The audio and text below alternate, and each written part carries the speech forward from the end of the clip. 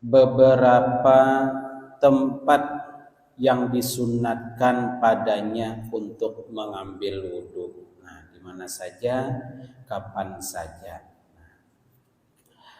Adapun yang disunatkan kita padanya untuk mengambil wudhu, yaitu adalah yang pertama ketika kita setelah berbekam.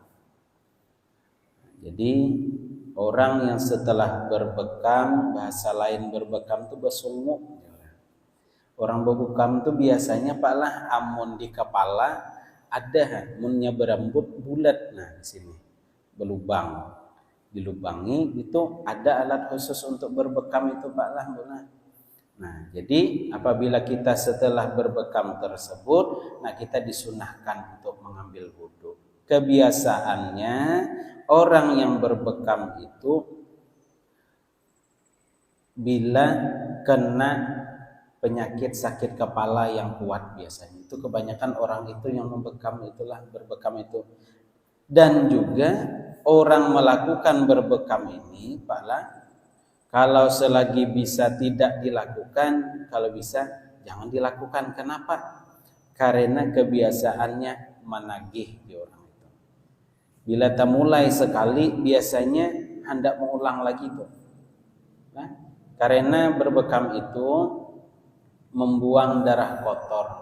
Nah, membuang darah kotor. Nah, tidak hanya di kepala, baik di badan juga ada.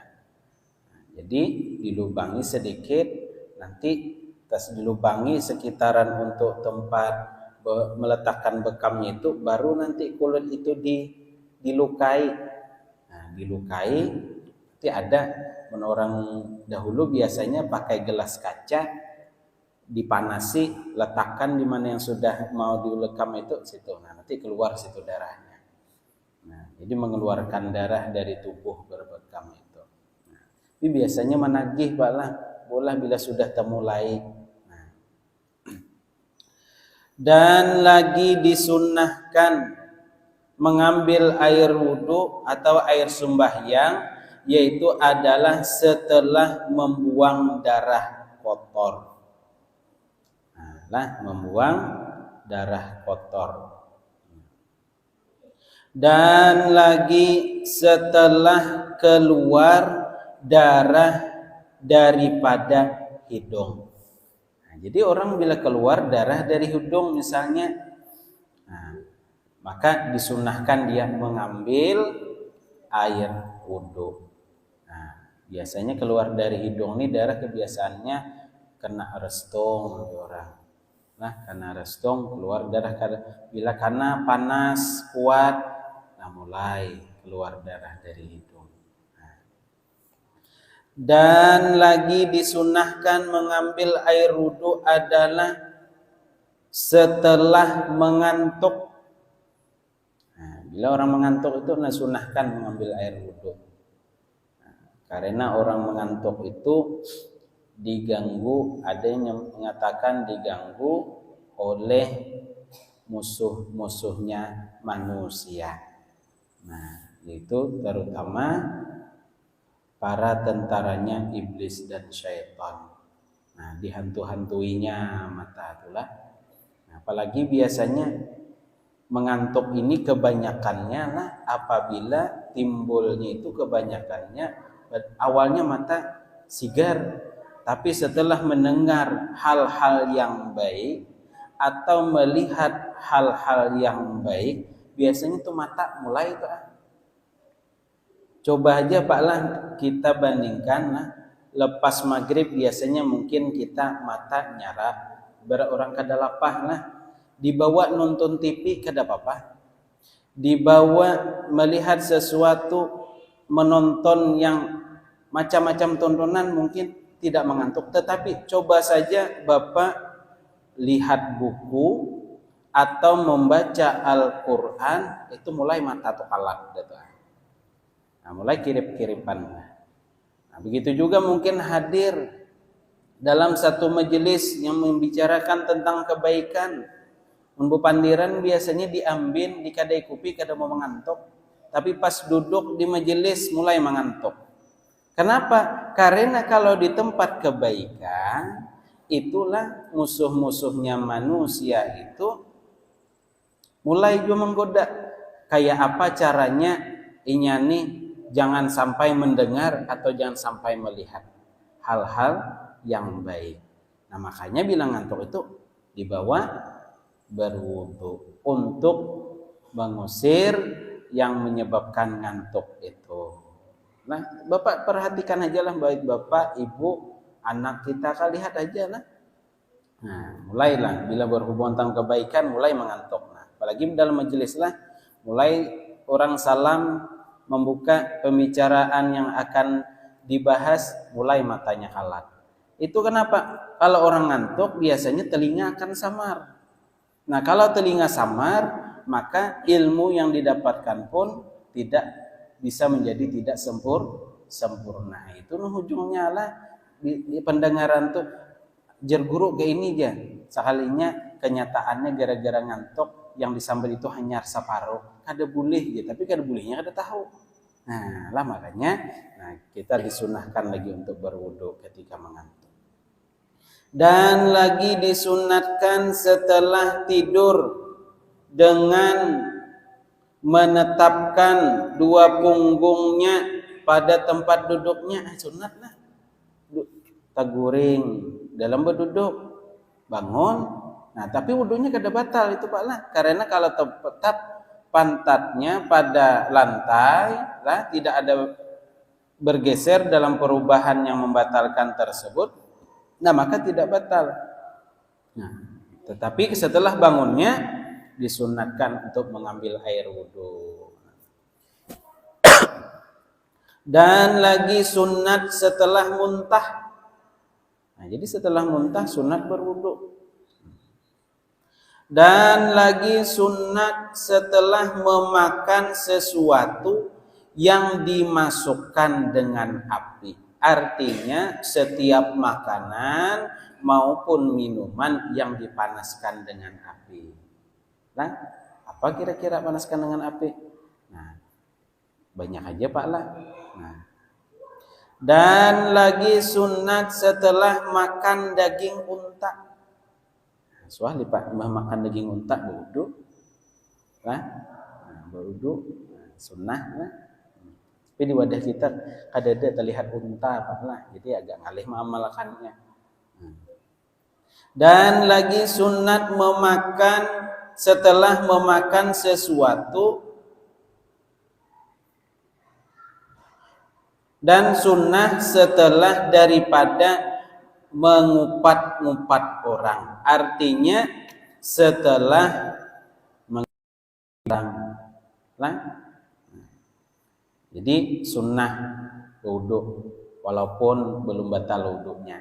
Nah, menceritakan orang lah, kalau sesuai dengan yang diceritakan tersebut itu namanya ghibah. Kalau menceritakan sesuatu dengan tidak sesuai kenyataannya itu ngarannya fitnah. Nah lah, beda lah. Dan juga sunat setelah daripada fitnah. Nah, sunnah lah. Dan juga sunat setelah daripada membuat dosa. Dosa apa saja, baik itu dosa kecil, lebih-lebih lagi dosa yang besar. Dan lagi sunat setelah memaki orang. Nah, jadi sunnah. Kenapa? Nah, karena kalau kita memaki orang lah itu bawaannya bukan dari diri kita biasanya. Itu ada bumbu-bumbu daripada musuh-musuhnya manusia. Nah, makanya terkadang lah pembicaraan kita lah, perkataan kita yang keji-keji lah itu biasanya ada pendorongnya. Jalan untuk menyampaikan itu biasanya dilonggarkannya, dipermudahnya lah. Nah, bahkan juga setelah melakukan perkataan yang keji pun kita disunnahkan untuk berwudu. Dan lagi sunnah setelah daripada marah.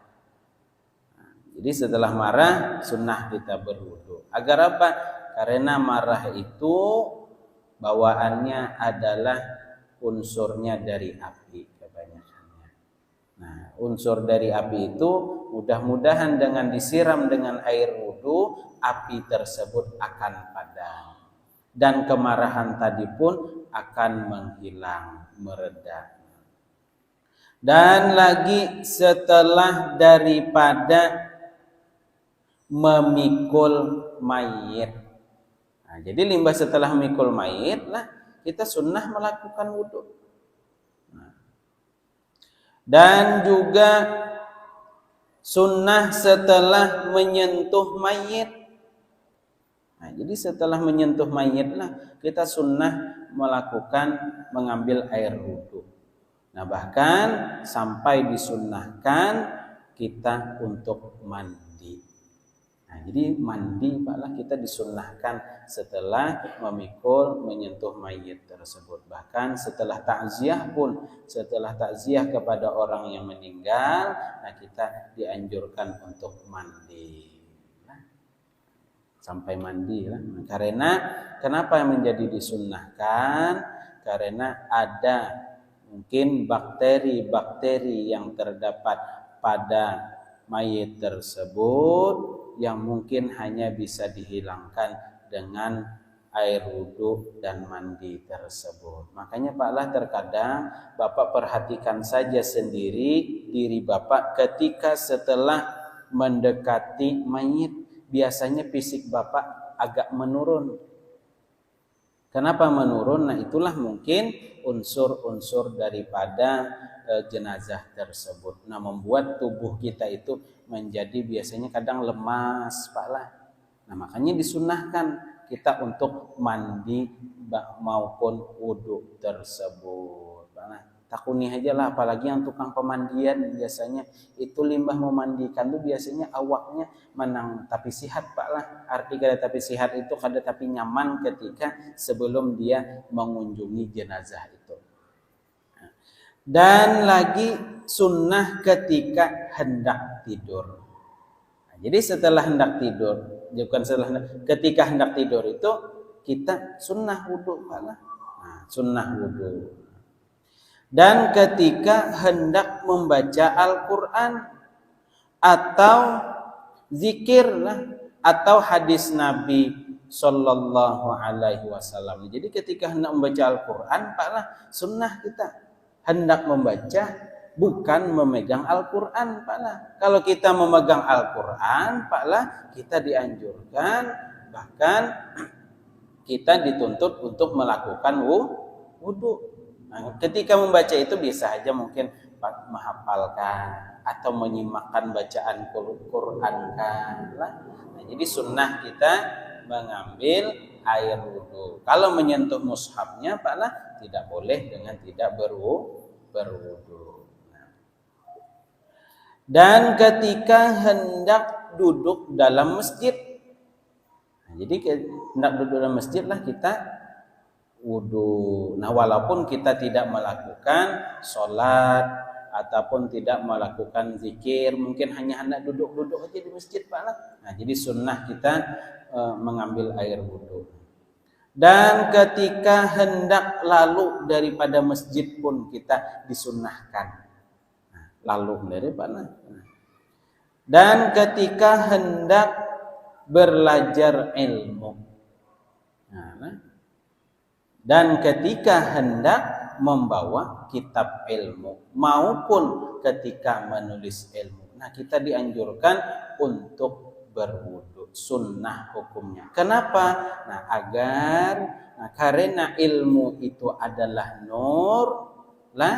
Nah, dan diri kita ini pun ada terdapat nur. Nah, mungkin sebelum kita berwudu nur kita mungkin ada yang menghalangi atau ada yang mencampuri. Nah, jadi dengan berwudu mudah-mudahan nur yang ada di dalam diri kita ini semakin bercahaya. Nur bertemu dengan nur, insya Allah akan mau menyatu. Nah, makanya kita dianjurkan untuk berwudu. Nah, dengan bertemu nur sama nur tersebut, cahayanya makin terang. Nah, insya Allah dengan belajar tadi, kita membawa kitab tadi, menulis ilmu tadi lah, insya Allah mudah-mudahan ilmu tersebut akan menetap di dalam diri kita. Nah, dengan sebab melaksanakan wudhu tersebut. Nah, artinya ilmu tersebut tidak hanya lewat, nah, artinya tinggal langsung. Dan juga sunnah ketika hendak ziarah kubur. Dan juga yang terakhir, kita disunnahkan dengan sebab ragu pada hadas, batalkah kadakah. Amun dilihat-lihat, kita perhatikan bakantut ke dada, menyentuh yang sesuatu yang membatalkan ke dada, tapi ragu. Nah, maka sunnah kita mengambil air wudhu. Nah, itulah sebahagian daripada kesunahan kita untuk mengambil air wudhu. Mudah-mudahan Pak lah kita dapat menjalankannya, mengamalkannya, dan juga